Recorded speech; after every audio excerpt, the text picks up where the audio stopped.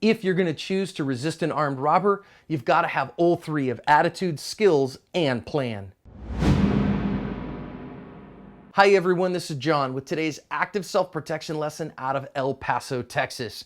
This is an armed robbery that thankfully no one gets hurt in. We're going to learn some important lessons here about being a bystander in an armed robbery, about when to defend yourself and whether you should or simply comply. And we're going to learn the importance, if you choose to, of using the 5Ds plus 1 to successfully defend yourself against an armed attacker. This one begins with this guy with the hoodie on. He's just going to come in here and he's an armed robber. You can see he's got a gun in his left hand here. He's trying to rob. But the guy that's in the khakis and the sweater there is just kind of standing there and he decides, nah, he's going to go for it. But he doesn't go for it very well, and the guy's able to knock him off of his gun, push him away. Thankfully, he doesn't shoot the guy. The guy's able to kind of get out of the danger zone, and our armed robber gets what he wants, runs out the door.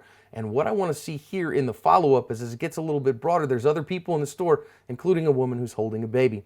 So there's 8 lessons on our website on this one from always. But let's go back and learn some of the most important ones here. We want to talk a lot about the 5Ds. When this guy decides to go, he decides he wants to defend himself here, and he chooses a good moment. You notice here that he waits until the armed robber is not looking at him. He waits until he has the opportunity to counter ambush, and he does a very good job of that here. That's a good time to go. Now, what we notice here is that he grabs a hold of his forearm. And when we talk about dominance, you know, the first thing we got to close the distance. That's the +1 and the 5Ds +1. Second one after that is deflect. It's already deflected. Then dominate. And here, he's not able to dominate the entire tool. You see his bottom hand there has come off because he didn't dominate the tool itself and the hand with the tool. And because of that, the guy's able to pull it back and push this guy off. You got to go with speed, surprise, and violence when you do that. He could easily have been shot here, but thankfully the guy didn't want to do that, and he was able then, thankfully, to get out of the danger zone by getting behind some concealment.